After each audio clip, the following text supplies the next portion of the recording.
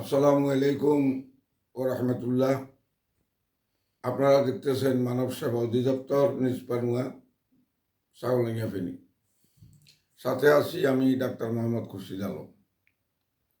আজকে অনেকে প্রশ্ন করে, আমার কাছে ফোন করছে যে সুখ শান্তির জন্য কি আমল করতে হবে এবং মান সম্মান পাইতে হলে দুনিয়াতে কি আমল করতে হবে, কি দোয়া করতে হবে। তবে আমি মনে করি সুখ শান্তির প্রয়োজন, মান সম্মানের প্রয়োজন। কারণ মানুষ আর জানোয়ারের মধ্যে বেশ কম কি, আমরা যখন কমিউনিটি সেন্টারে খাওয়া দাওয়া খাই, কর্মা, পোলাও, রোস্ট, মাছ, গোস্ত সব কিছু খাই, কিন্তু দেখা যায় কুকুরে চেয়ে আরও বেশি খায়। যখন আইডিয়া করে ফেলাই দেয় গোটা গোটা গোস্ত, গোটা গোটা মাংস, কেউ মুরগির গান, কেউ গোটা ডিম, এগুলা জুটা করে, এগুলো বাইরে ফেলায়, কুকুরে আমাদের থেকে আরও বেশি খায়। কিন্তু কুকুর আর মানুষের বেশ কম কি, ওদের মান সম্মান নেই, সুখ শান্তি নেই, ইজ্জত নেই। আমরা মান সম্মানের চেয়ারে বসি, সম্মানের সহিত সুখ শান্তির মাধ্যমে আরামের মাধ্যমে আমরা খাচ্ছি বেশ কমিটি। তাহলে দুনিয়াতে বাঁচতে হইলে, মানুষ হিসেবে বাঁচতে হইলে সুখ শান্তির প্রয়োজন এবং মান সম্মানের প্রয়োজন।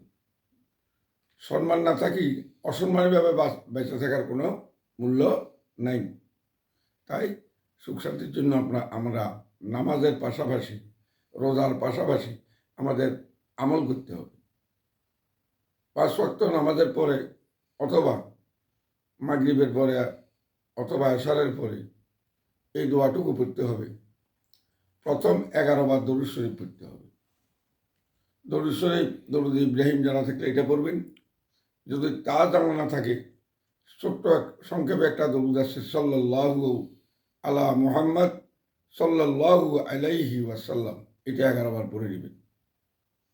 পড়ার পরে একটা দোয়া, 7 সালাম, কোরআন শরীফের মধ্যে 7টা সালাম। বিসমিল্লাহির রহমানির রহিম, সালামুন কাওলাম মির রাব্বির রহিম, সালামুন আলা নূহিন ফিল আলামিন, সালামুন আলা ইয়াসিন, সালামুন আলা ইব্রাহিম, সালামুন আলা মুসা ওয়া হারুন, সালামুন আলাইকুম তিবতুম ফাদখুলুহা খালিদিন, সালামুন হিয়া হাত্তা মাতলাইল ফজর।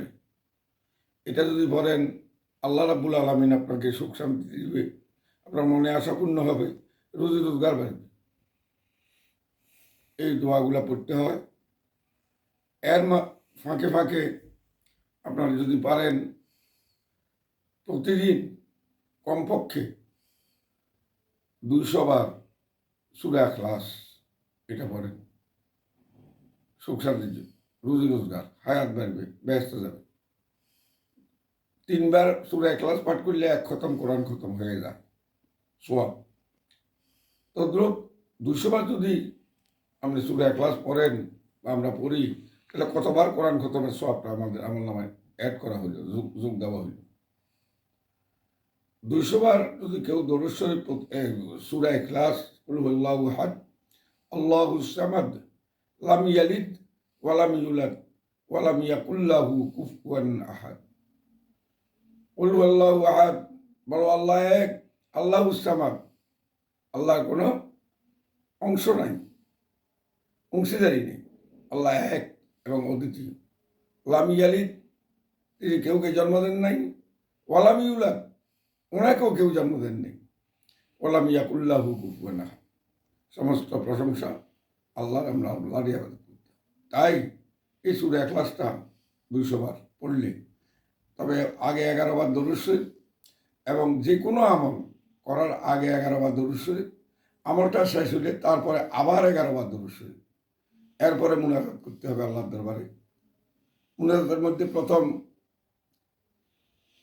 হাত তোলার পরে প্রথম দরুদ শরীফ পড়বেন, তারপরে দোয়া দরুদ পড়বেন, তারপরে এই দরুদের রসুলা দিয়া, যা আপনি আমল করলেন আমলের রসুলা দিয়া আল্লাহ যেন আশাপূর্ণ করে, যা যা বলার মনের কথা বলবেন।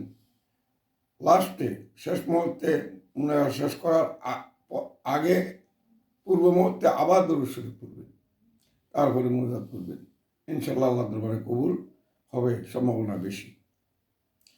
দরুদ শরীফ যদি না পড়ি আমরা, কোনো আমল, কোনো ইবাদত আল্লাহর দরবারে পৌঁছে না। জমিন এবং আসমানের মাঝামাঝি সেটা ঝুলতে থাকে, আল্লাহ পর্যন্ত পৌঁছে না। প্রমাণস্বরূপ, উদাহরণস্বরূপ, ইনভেলপের মধ্যে চিঠি আগে জমানায় চিঠি ছিল, এখন তো চিঠি নেই, সব মোবাইলের কারবার। ইনভেলপের মধ্যে যদি টিকিট না থাকে, ভিতরে চিঠি সব ঠিক, আপনার কথাবার্তা সব ঠিক, মনের যত বর্ণনা সব ঠিক, খামও ঠিক, কিন্তু ছোট্ট একটা টিকিট ইনভেলপের উপর যদি না দেন, চিঠিটা বেয়ারিং হবে, এটা যাবে না। তদ্রুপ আমাদের আবাদতগুলো বেয়ারিং হয়ে যায়, আল্লাহ দরবারে পৌঁছে না। এই জন্য আল্লাহর বন্ধু, আল্লাহর দোস্ত রাসূলে পাক সাল্লাল্লাহু আলাইহি ইসলামের উপরে দরুদ শরীফ পড়লে আল্লাহ খুশি হন। ওই আপনার মুনাজাতগুলো, আপনার কথাগুলো, আপনার দরখাস্তগুলো অ্যাকসেপ্ট করেন, মানে আল্লাহ কবুল করতে করেন। এই জন্য এই আমলটা করেন। আসসালামু আলাইকুম রহমতুল্লাহ।